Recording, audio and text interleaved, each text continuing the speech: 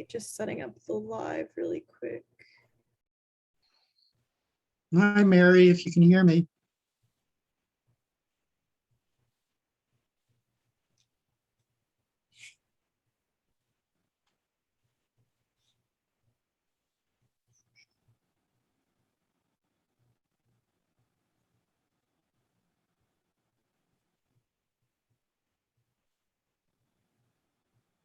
All right, we should be live now. So today we're going to be hearing from Leigha. Did I say it right, Leigha? I'm usually Princess Leah is Yeah. good. Okay. Princess Leah. We'll hear about Leah's journey to her gender identity and her late diagnosis of autism. And did you want to talk about yourself a little bit? Yeah, I've been prequeling this for like really briefly. I was born in New York City, 1950. Both my parents were challenged and I guess emotionally challenged as well. I think I call the 50s the dark ages because if you were neurodiverse or if you were trans or had gender nonconforming or autistic or ADHD, it was just absolutely no support that you were going to get, and most of the time you're going to be looked at as a very troubled person back then. And so I was basically born at the wrong time is what I've finally figured out, is that I probably should have been born like 50 years later. So I think the thing that saved me, and I'll also state, is that autism is a huge spectrum, and I fit, I think, on the high functioning side of that spectrum. So I know a lot of people, you know, that are my age or younger that I would consider, you know, high functioning, and I usually get along with those people. And I think that's kind of the thing that saved me, saved me because I was really, really good in mathematics and really good in the sciences. So I was, as I was speaking to Julie before, I was a nerd. I was a perfect nerd, who went to a specialized high school, Brooklyn Tech, and aced all of my science courses, struggled with language courses, and things of that sort. Alongside of that is that around 5 or 6 years old is like my gender identity was like all over the place. Is that I wanted to be a girl, and but I didn't know exactly what that meant. But I used to like, I guess like 6 or 7 dressing in girls' clothing, if I could. Although it's really hard to get girls' clothing, so I would just kind of dress, make up a dress out of a washcloth or whatever it was, and that became an issue for me. Is that I think by the time I was like 15 or 16, I just actually thought I was a girl, but I didn't look like a girl. I didn't present as a girl at that time, or a woman, and that's when the ridicule started. When I tried to come out to people, is that basically I would hide it. Back then, I mean, we're talking about the 60s. Is that later 60s, I was a hippie, and you can grow your hair, and I tried coming out a little bit. I usually got ridiculed, and because I think I'm autistic, is that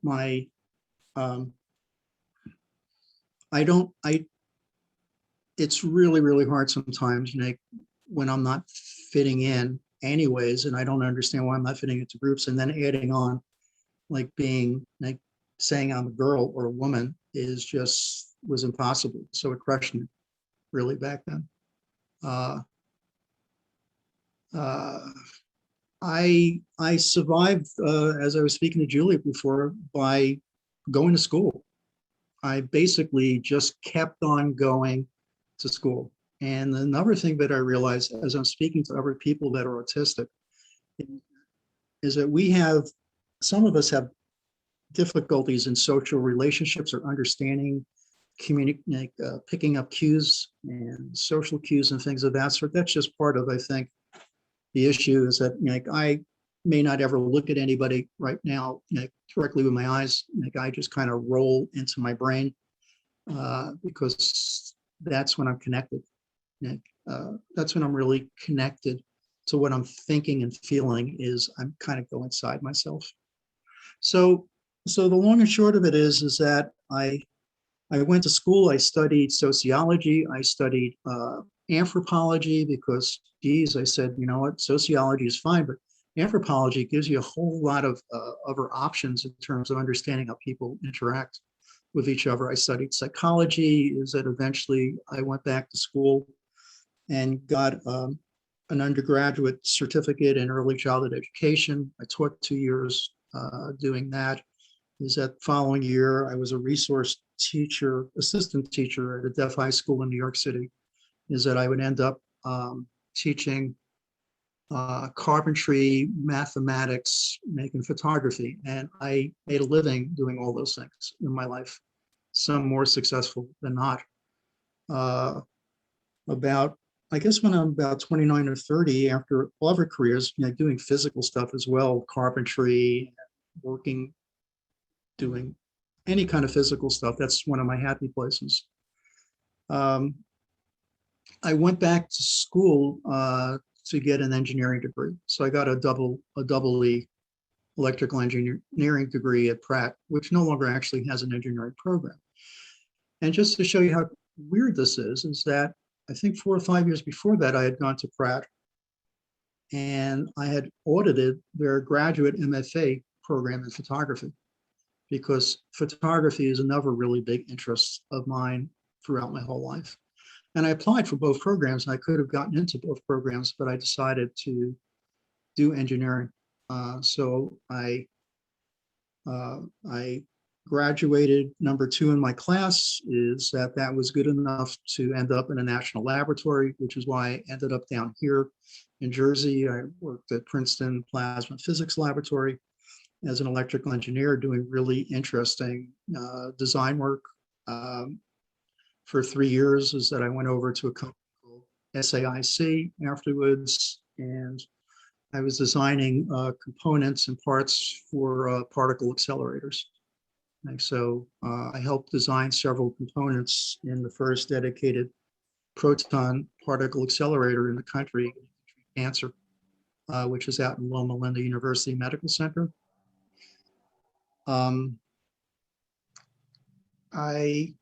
Meanwhile, when I was 33, 34, I met the second long-term relationship person, which was my former wife, Cindy.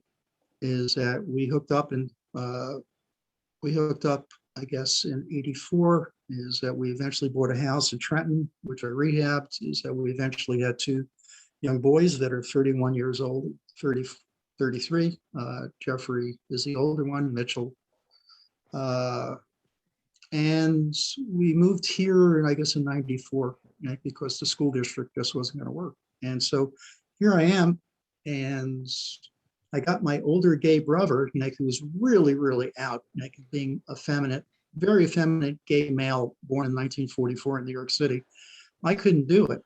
And here I am, is that he gets AIDS in 1990, is that he's basically dying from AIDS in the city. Is that I'm here in the house, is that I've never told my mother or my father about anything having to do with my gender identity issues at all, which I'll call issues. Is that we moved here in '95, is that my mother has severe dementia and kind of like is just checking out. My brother's dying in '95. I think by 1997, when I was 47 years old, is that I realized that whatever was going on with my gender identity was never, ever going to go away. It just was more and more and more. So I saw a gender therapist, and I think within 3 years, I had legally changed my gender. I had some facial surgery. Is that a year later in 2000, I had my bottom surgery up Oh, in Canada. Is that this completely disrupted, this whole thing completely disrupted my household and my family. And that's when I started to learn, what discrimination is and what stigma is for myself. Basically, most of my family disowned me, and they back then I had a very difficult time. It was really difficult, intense, in our house for a few years. Is that my ex-wife Cindy stayed with me actually a year after I transitioned, but it was never going to work out. She moved next door. Her mother was living next door at the time. We eventually divorced, and this whole period is that I just didn't do well with that at all. Is that I got major PTSD, which I never even realized that I was getting. Is that I got ill, I think, from the PTSD. I got very ill actually by 2004. I was already on SSDI. I was trying to work at a job which just wasn't going to work for me at all. The kind of work, it was just too visually stimulating for me. So then, that's kind of like my, I would say it was, I would think, wow, I'm finally taking care of this big issue that I had my whole life. And I got basically a lot of crap basically for doing that, just a ton of crap for doing that.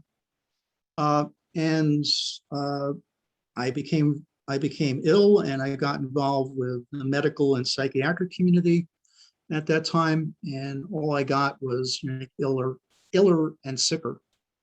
From it just wasn't working. Whatever was going on, I just became picked up a lot of issues from taking medications that gave me really bad side effects. So it was hard. Basically, I ended up for my ex-wife and I agreed that I had a larger house, so I would take the kids. Is that the kids were getting abused from the stigmatization from me onto them, and eventually, I guess around 2008 or so, my dad came to live with me. Is that he had an accident in Florida. He had a head injury and nobody was taking care of him. And so he basically got a fast 92-year-old version of dementia with a head injury and Parkinson's. So he couldn't take care of himself. He came here.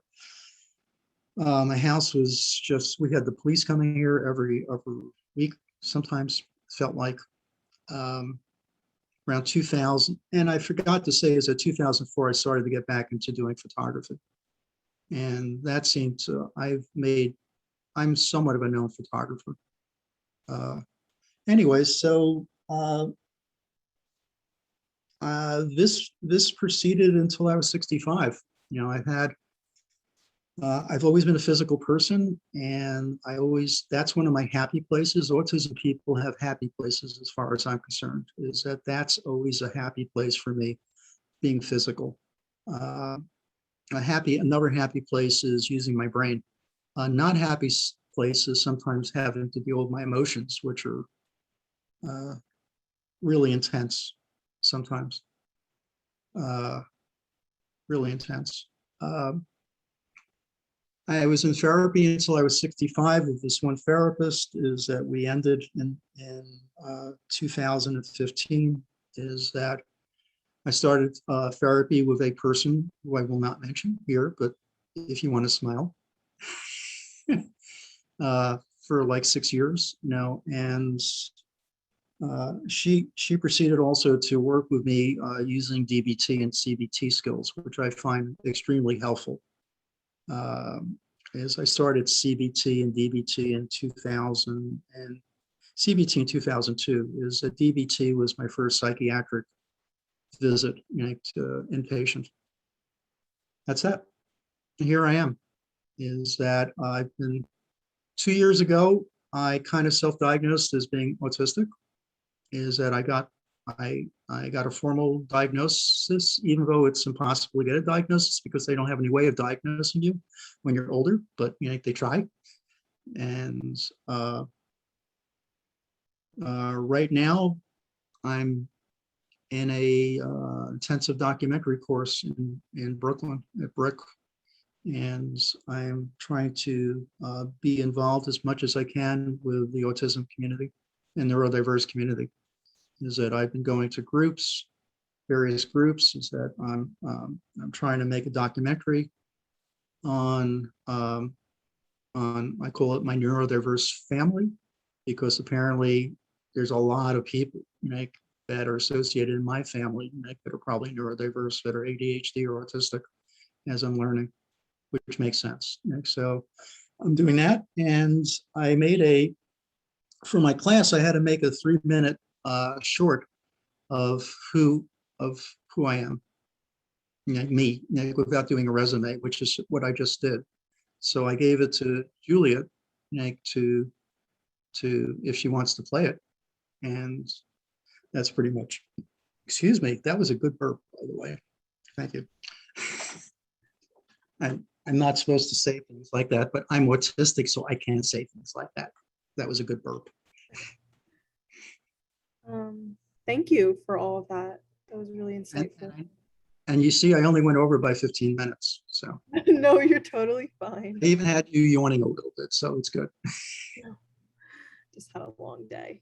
I have had a long day as well. Share the screen for your I'm video. gonna have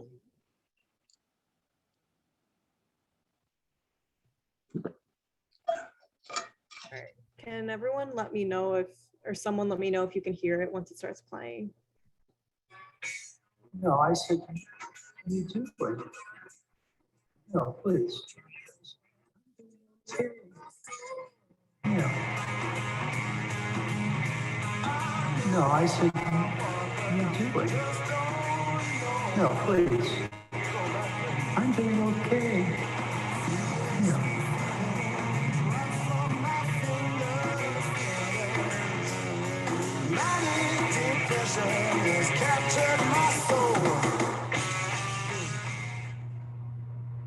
Being autistic, I am an explorer, although I live with constant anxiety and self-doubts. I will often go to the scariest and darkest of places.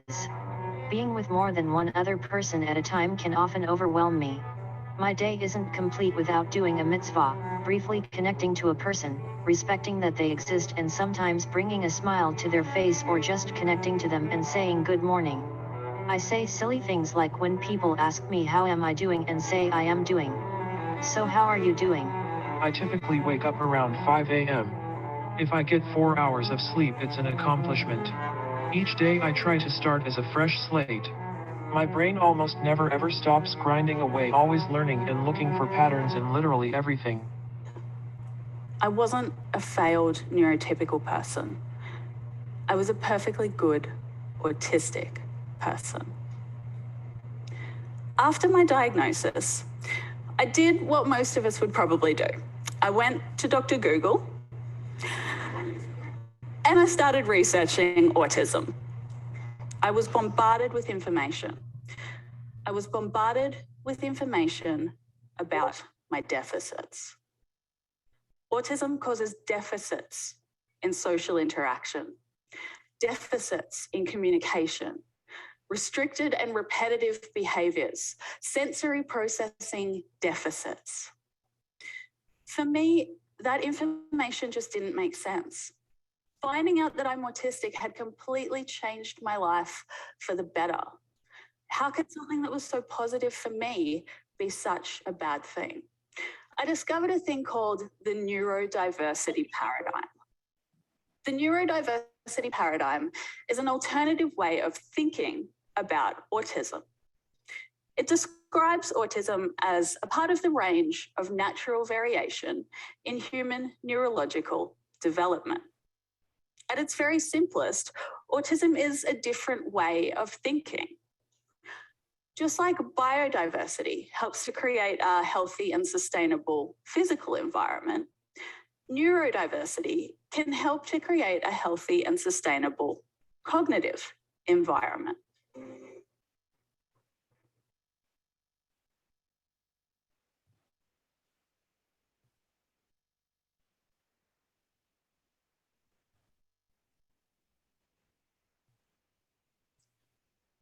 That was a very nice video. I really agree with everything that the speaker said. I've seen that TED Talk before. It's pretty Yeah. awesome. It's a very, I mean, that's a long, that's a long piece, but it's really powerful. I mean, when I was doing this I was trying to, I really don't like my voice, especially still. But I wanted to have my voice, but not have my voice. Like, so all my voices are there, but they're just not quite my voice. And so that was, and she really, I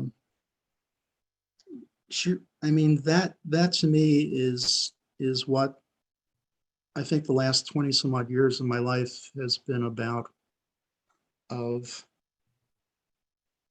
of people talking about disorders or broken. Is that I had that with being diagnosed as being bipolar in 1997. I had that with being diagnosed with like really crazy severe migraines in 2002. And both of those, I was going to support groups in a sense, where we were being told it's not you, you're not broken. This is who you are, and and that's really just powerful to just say we're different.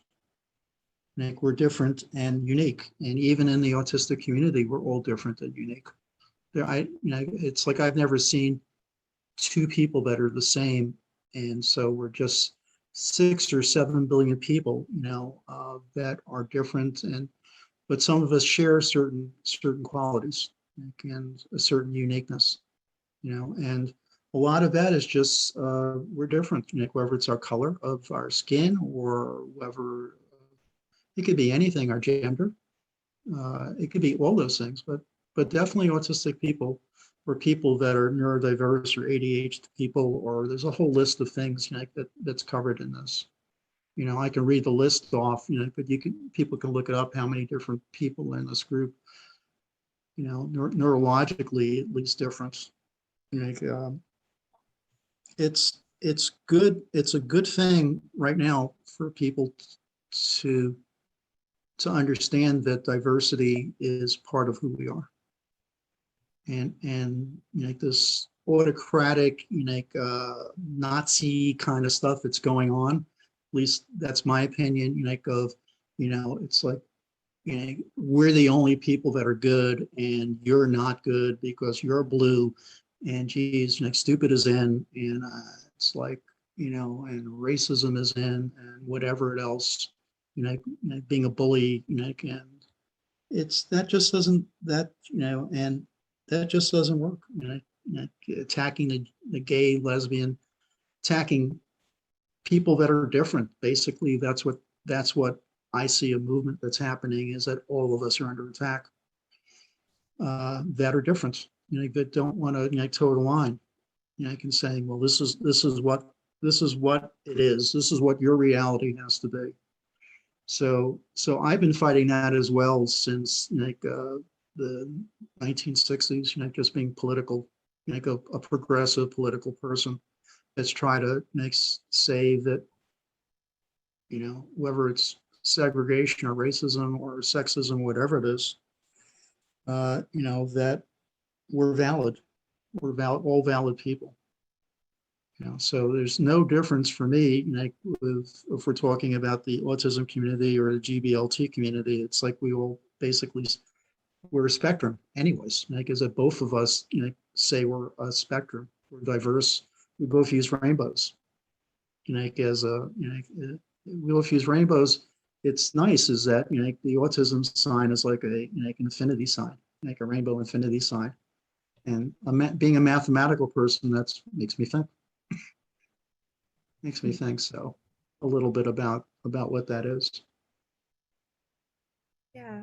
I just want to make sure we're looking at the chat too. I saw Autumn said some things.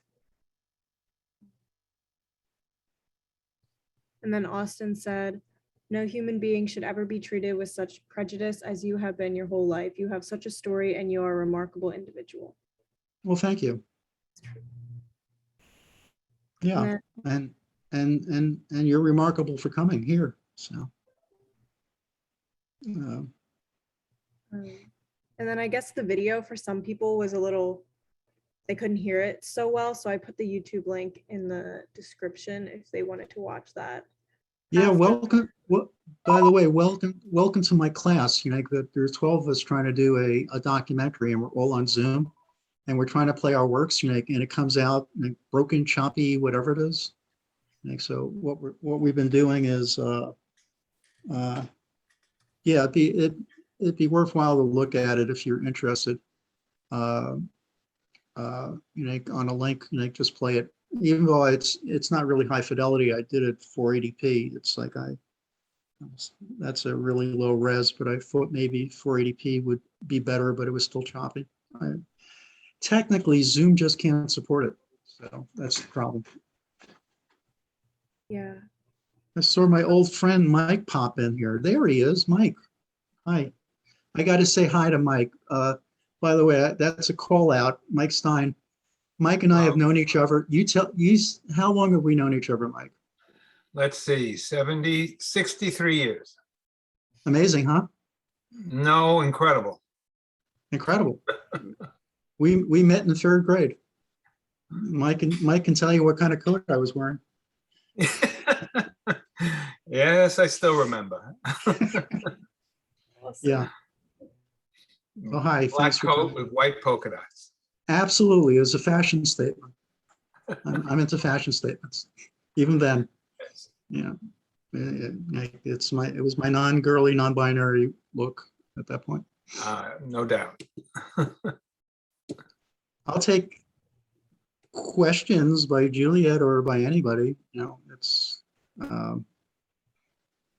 keep the flow going. Griffin said you got to celebrate each year of friendship. I have to celebrate what? Each year of friendship with Mike. Oh, well, we try. Yeah, we do try. We do don't try. achieve it all the time, but we manage. Yeah, Mike is buried in Staten Island. Like it's hard to. I'm not buried. Well, you're in the fifth borough of New York, so it's hard to. That's okay. It's hard to, you know. And I keep on inviting Mike to come out here to ride bicycle because I have great places to ride bikes. Yeah, but since I fell off my bike, I'm still a little hesitant. Yeah. Well, you know what they say about falling off a bike. You got to get back on the horse. I know. I have once. Well, Juliet, you want to? Sure. I was just putting a chat in that questions are also welcome in the chat. I guess if you could talk about kind of like the intersectionality of, I know you talked a lot about prejudice, but just about being autistic growing up too. I know you talked a lot about your gender identity and stuff growing up, but maybe talk a bit about being autistic growing up in that time.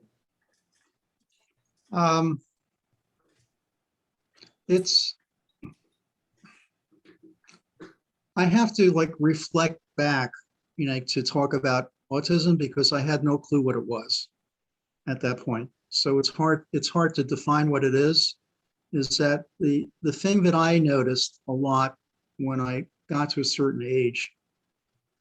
Well, first of all, I was really, really quiet, and apparently I was conditioned by my mother to be very, very quiet.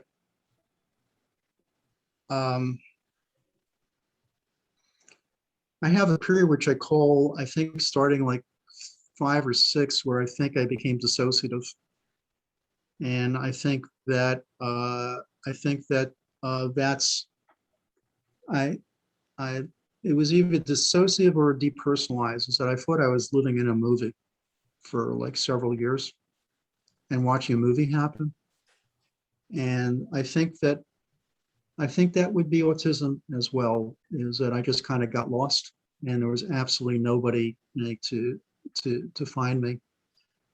I started noticing at, I guess when I was in 4th or 5th grade, is that I wasn't quite fitting into groups, is that I was kind of like the outsider. You know, Mike and I sometimes were like a little bit of the outsiders, I thought, in some of the groups that we're in.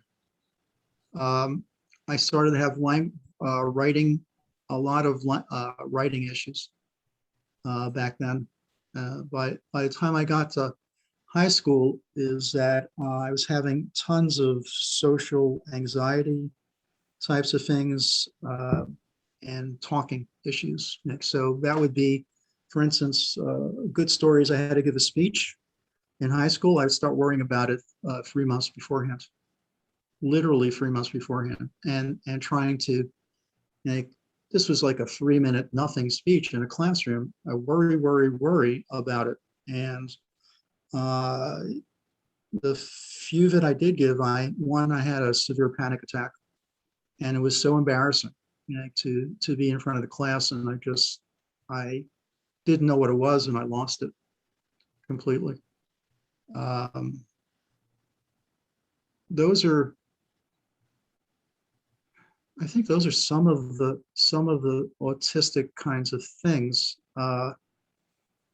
It's, again, is that I think the other autistic thing was doing things that I liked, and really, it was really clear that I was really good in math and science, and I love doing that. And it was really clear is that for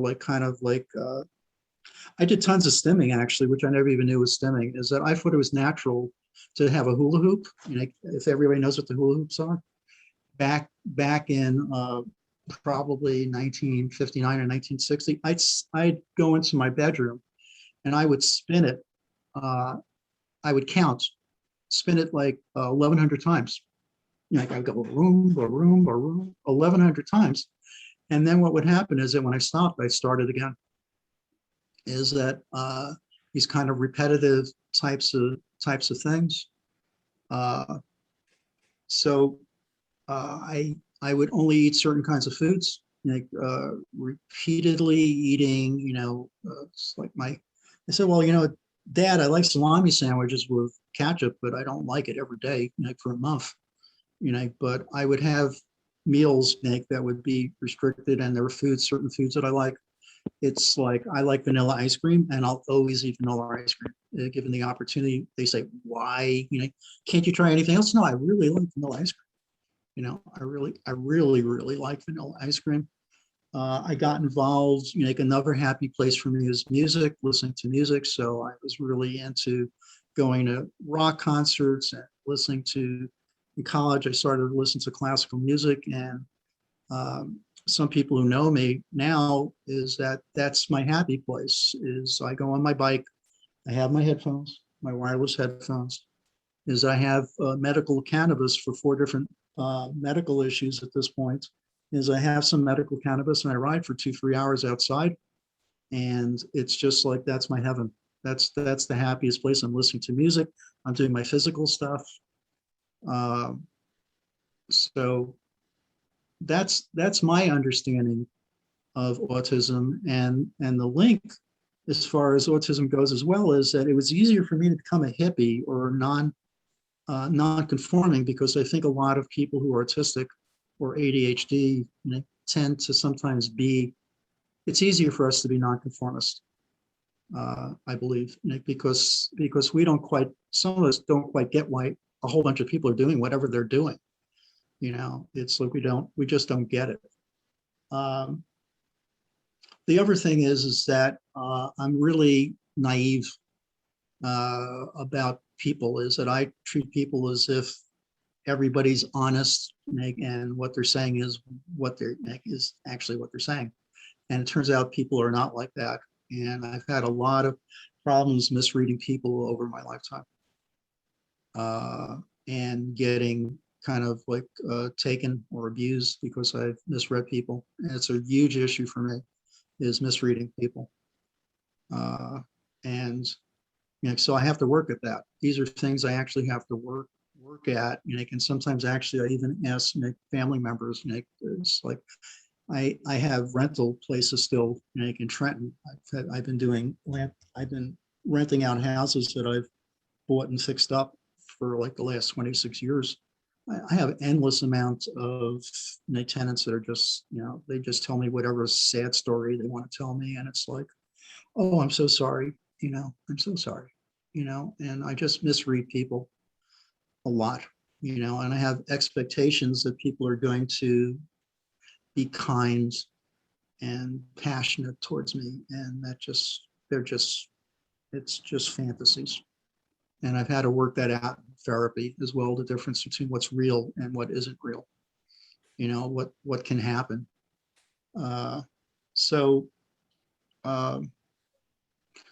But mainly from a career standpoint, that hasn't ever set me back, because what I've done is that I realized is that I'm smart enough to do pretty much any kind of work that I want to be doing at the moment I'm doing it. So I'll change careers or change whatever it is, on a dime. Is that I'll go from teaching to construction work to engineering to starting a home repair business to photography to video to whatever it is, as long as it's making me, as long as I'm involved in it. And most of these things are intense involvements. It's not like in Asperger's, it's like, you get really, this is what you do.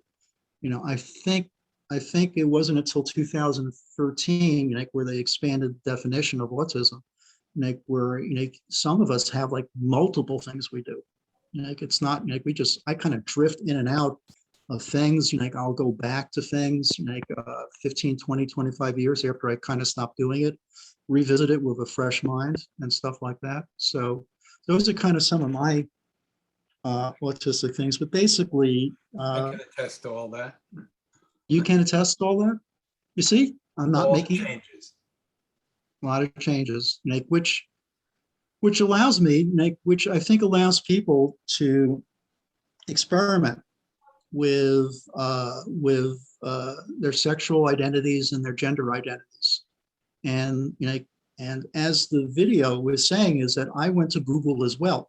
That's what I did for like a year and a half. I'm still going to Google to see how all of these things connect. So it's just really, it's like remarkable that I think it's 4 to 6 times more likely, that you may be gender non-conforming or trans, if you're autistic or ADHD. I mean, that's what all the studies say. And geez, I've been in and out of trans and gender non-conforming group in Brooklyn for like 3 years, and there's just a whole bunch of people that seem to have both, in a sense, or if not both, is that a lot of these groups that I'm going towards too, say, I'm welcome. That's the nice part about it. I mean, I'm in one group that's basically says it's feminine, but also it's saying if you're gender, if you're trans or gender non-conforming, and that's how you feel inside, and that's how you project yourself, you're welcome. And that's what I'm finding. So I'm finding that there's a lot more welcoming in our community, because we don't have this is the way it has to be, because that just isn't the way it is for us. For a lot of us, is that we just kind of marched our own little drummer inside, and then we have to deal with the world. Some of us will fake it, can pretend, that we're not quite who we are. Yeah. So I see a intersection, with lots of different things. There's an intersection with a whole bunch of. I was just reading an article. I'm going to go off here for a second. It's Sasha. I think it's Sasha Cohen's relationship. Baron. I think it's Baron Cohen. Who's really into he's brilliant, Nick, and writes about autism. And he wrote an article, I think a year ago, that said that the people that are autistic are probably changed who we are. That people who were 35,000 years ago, that we've been around forever. Autistic people have been around forever, and we're kind of like the people that think outside the box, and have, just amazing brilliance. Not that everybody isn't brilliant, but there's some people that are just amazingly brilliant that comes up with all kinds of different discoveries, and tools and things of that sort. And he was saying is that we really added, we were the people that kind of got us out of like the Stone Age and to where we are right now. Because I also have to believe is that we would have been, from natural selection, we would have been kind of wiped out, if there wasn't a purpose for us. And I think there's, yeah, I mean, that's the other thing I did, is seeing how many people that are just, that I consider super brilliant, that are either defined as autistic, or people go back and say, hey, you know what, that person was probably autistic, which is why I was playing Bach. As part of my thing is that Bach is like really important to me. My autism is I see patterns in everything, and so music, science, doesn't matter what it is, is that you see the patterns, and all of them are slightly different, and but music is, that's why I listen to Bach as much as I can. Actually, it just soothes me, and I can just see it and feel it.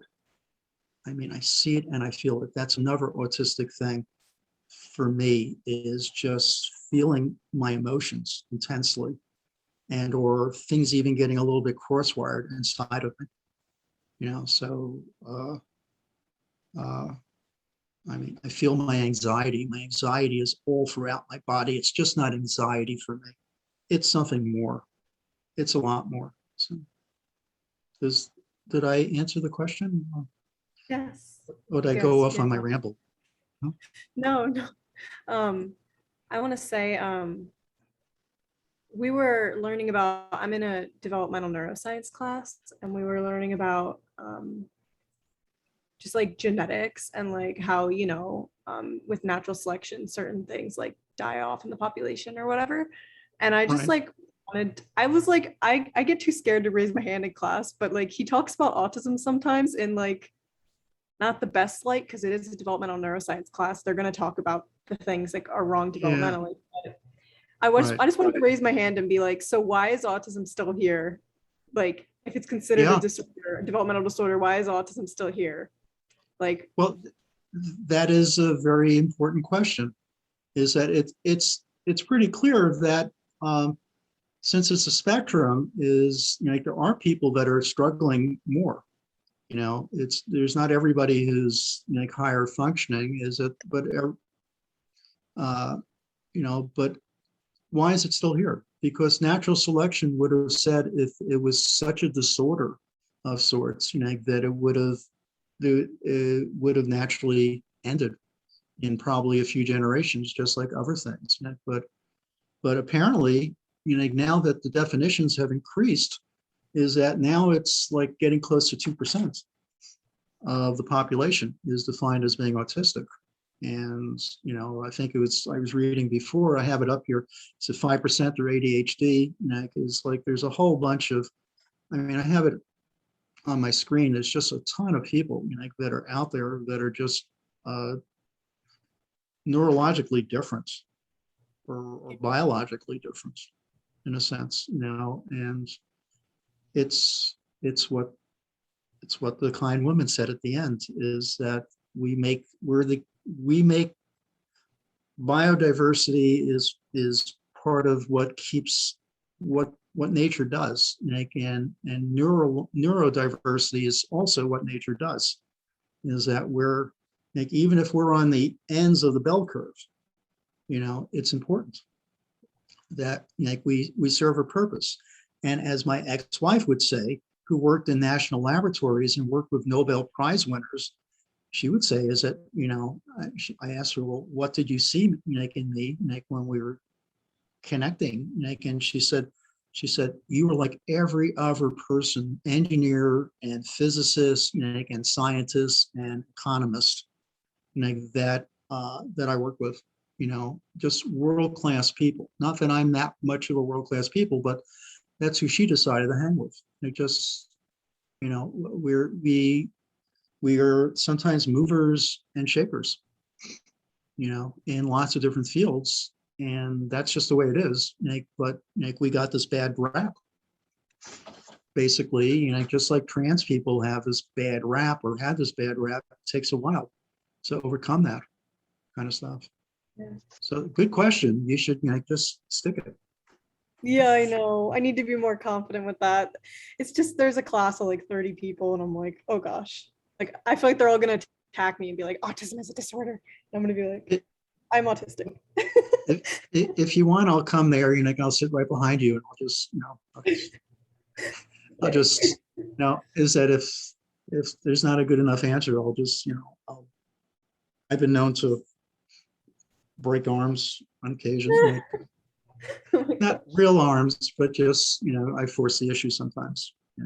But it's a great question because Yeah. it makes no sense. It makes absolutely no sense at all, why these conditions are still around. Because it isn't that these conditions have been around forever. It's just that we're coming to grips with the fact of what it is. People are in the last 20, 30, 40 years are like opening up to saying, hey, you know what? It's not, we're noticing there's certain kinds of trends that are going on. And it's like, Yeah, I mean, I worked as a genetics intern and it's a lot more complicated than just, we didn't die off or whatever, but it's definitely like suspicious of like, if they're going to call it a disorder, but I mean, there's a lot to it with all the genetics. But well, I was looking this afternoon, which is I always do, just looking at stuff. And I think I read it to you, is that if I can read this here, and it has to do with stigma. Without a society, one cannot have stigma. To have stigma, one must have a stigmatizer and someone who is stigmatized. As such, this is a dynamic and social relationship. So what's happening is that there has to be a stigmatizer for us, which is why they call it a disorder. yeah, All these things that they denote as being disorders, are pretty much, to me, natural variations. And I think the whole thing about neurodiversity, what they say is that it's that stigmatization of people and treating people as they're different is causing a lot of problems. It's not like, if people were more open to kind of understanding a little bit of what our needs are, sometimes we have special needs, just like neurotypical people have special needs. It would be a different place, but that's not what's going on. Is that we're throughout, the DSM-5 and DSM-4 book. I'm still in it, as a trans person. They try to make it nicer, but it's still there. It's still considered a mental disorder. yeah. It is what it is. And I don't think it's a mental disorder. Do you think it's a mental disorder? And no, and some people will say mental illness, and I'm like, whoa, whoa, whoa, whoa. Autism Well, is not a mental illness. It can cause mental illness, but it's like, yeah, it's the stigmatization can cause a really huge mental illness, because you have anxiety, stress-related issues, depression, PTSD, a whole other group of what they call mental illnesses will come from that, feeling, having absolutely no sense of oneself because you internalize, all this bullshit, that they're throwing at you, which is what I did for many years. For many, many years, I internalized it, until that woman came on and said, hey, you know what? I'm okay. And I said, you know what? I'm okay. yeah. I kind of knew it was okay, but it took a little bit of push. There has to be a reason, like why I identified, that's the other thing I think about, of why I figured out my transness like when I was 47 and why it took me another 22 years to figure out my autism. That apparently was a little bit harder for me to deal with personally, which is amazing. But I should have been born 20 years ago. Such is Yeah. life. I'm a 21. I was thinking, like, what's my great quote for the day? I'm a 21-year-old woman, like, in a freaking 71-year-old body, and it's like, it's really hard for me sometimes, but I like the party. It's funny. I know we have some questions in the chat. I just want to try to get to some of them I'll really try to be more succinct. No, you're okay. Natalie said, have your sons come around and been supportive? Well, my therapist would know that. My ex-therapist, I have one that's still struggling with it. One is my older son, I think, is pretty good about it. My younger son is still actually struggling with it. Is that he told me yesterday he's still struggling with it. No, 2 days ago. So the answer is that Mitchell, I didn't. It's okay. That's just the way it is. Yeah. I accept it. I can't make anything different. I can just be me. Yeah. And then Griffin said, what were some of the most difficult challenges you came across when you first transitioned / identified with your gender? I think I mentioned before, it's like the whole world saying I was a piece of shit. Pretty much is that I had my whole biological family, for the most part, disowned me. Is that it pretty much destroyed my family, like my children and ex-wife. It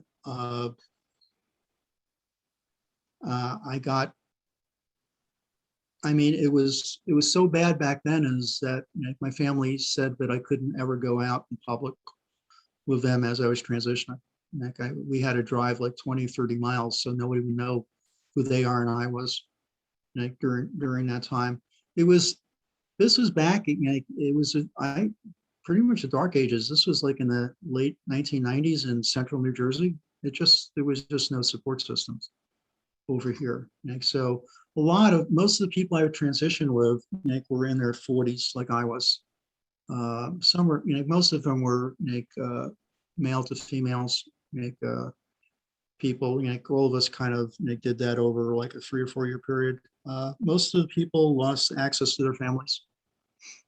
Is that they got divorced, lost access to the families. Is that I lost access to my ex-wife's family.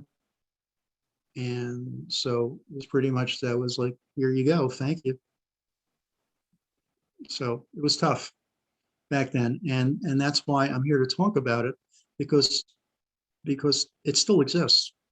I still see younger people that are still struggling with these things, where family is just, disowning or whatever, even in the year 2021.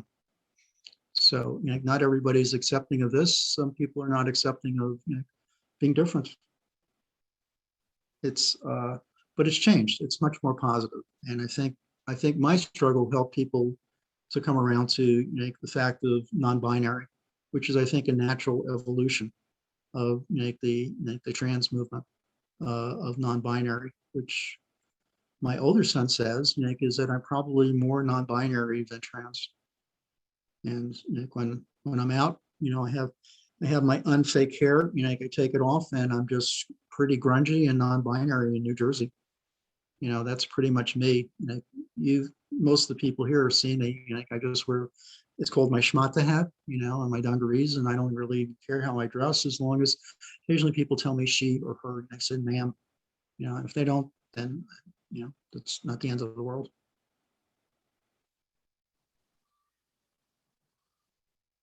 Sorry, I was muted.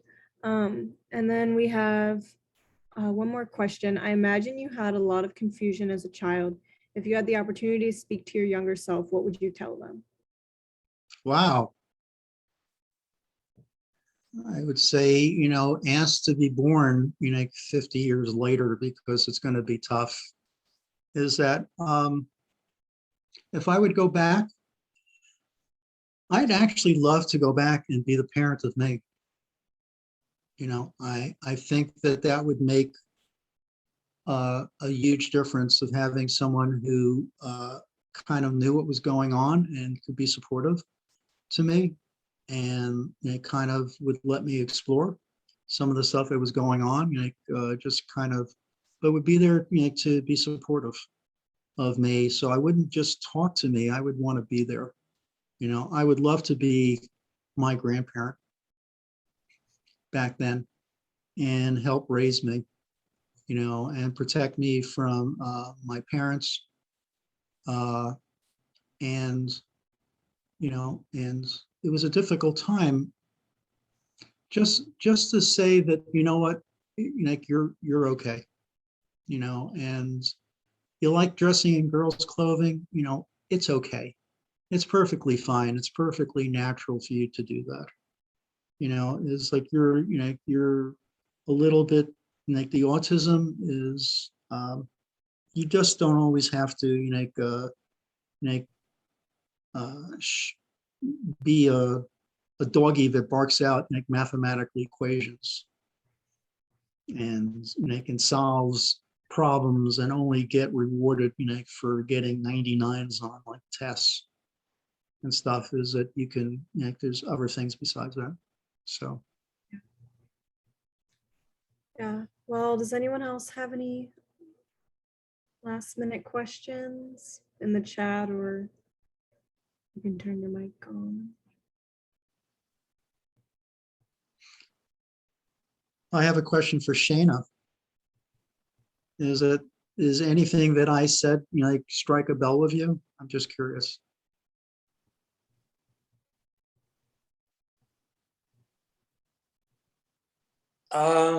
Yeah, it does. I mean, a lot to ponder here, but it's something that I've wondered about recently.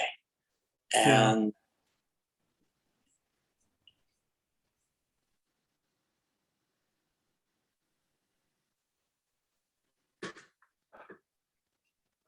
I have some.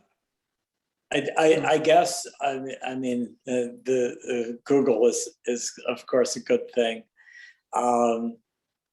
What is the person who's doing the TED Talk that was part of the film?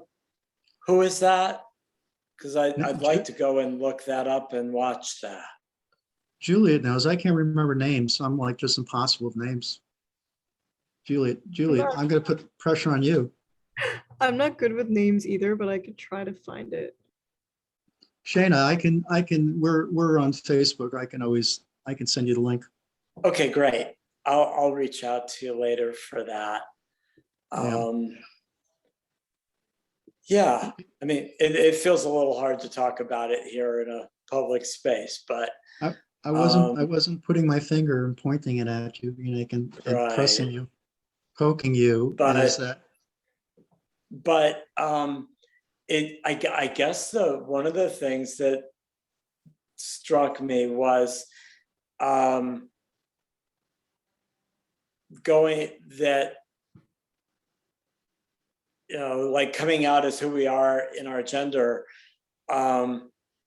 is hard, and that this is actually that this is another hard, it's a hard thing because it's I'm 65 years old, so for somebody that's 65 years old, I grew up in a lot of that same, I didn't know what the word trans was. Yeah. So it wasn't until I was an adult that I came to understand that I wasn't the only person feeling the way I felt. Yeah, that was the same for me as well. It's because I was just completely isolated. I had no clue what it was. It took me until my 40s, to kind of say, oh, this is that. And then I just thought I was just a cross-dresser, whatever. I didn't realize that I was trans until, 46, 47. After a while, I was reading people's stories and I said, well, geez, their stories are my stories.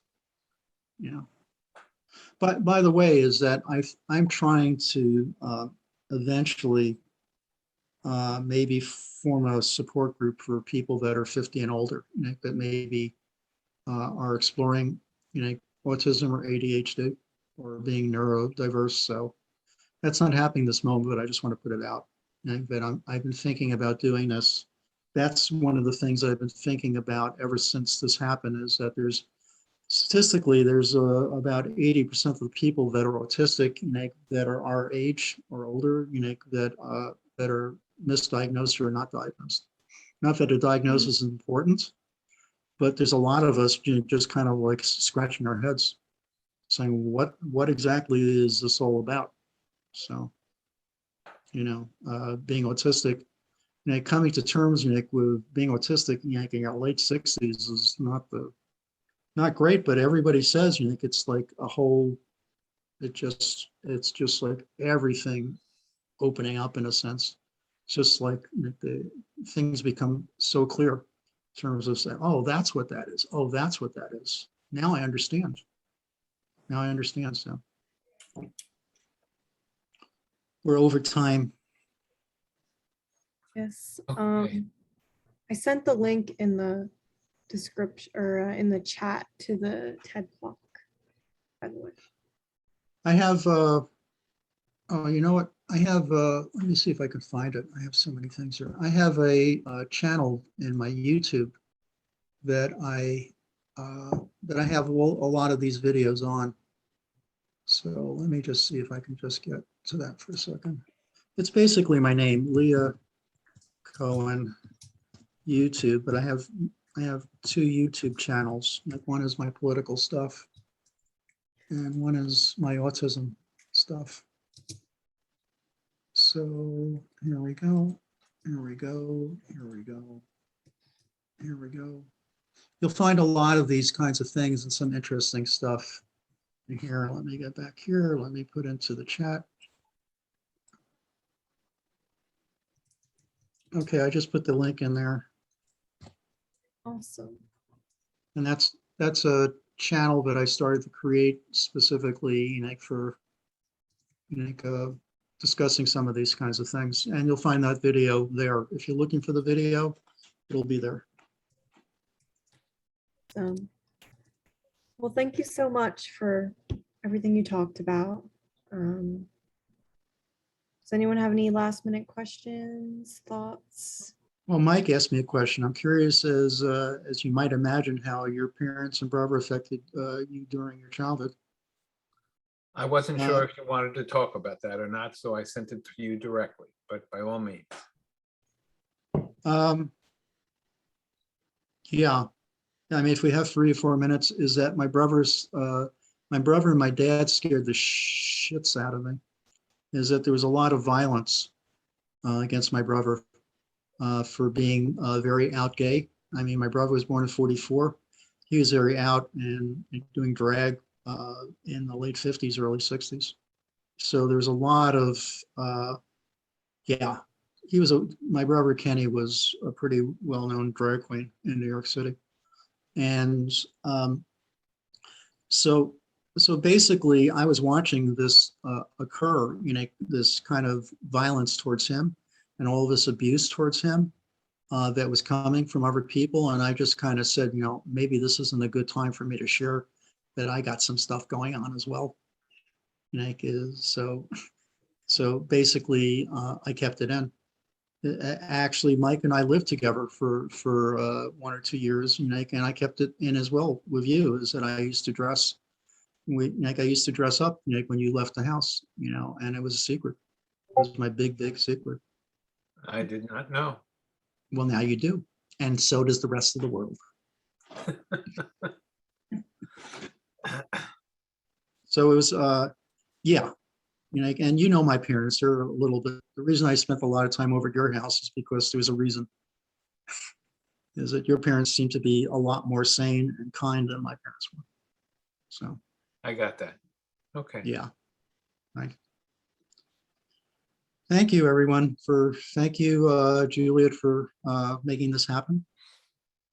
And thank you, everybody, for showing up and listening. And so it's greatly appreciated it's greatly appreciated having support from people. I love it. This is the first time I've ever done anything like this. So hopefully this worked out. You did really well. Well, thank you. I try. I told you I was going to be scared shitless. And then what happened is that I just go into my autistic stream of consciousness. And there we are. You got it. You got it. You do that I with got great it. I got comfort. it. Huh? I got it. Thank you. Okay. Thank you so much. Thank you. All right. Good night. Good night. Talk to you Thank you. soon. Thank you.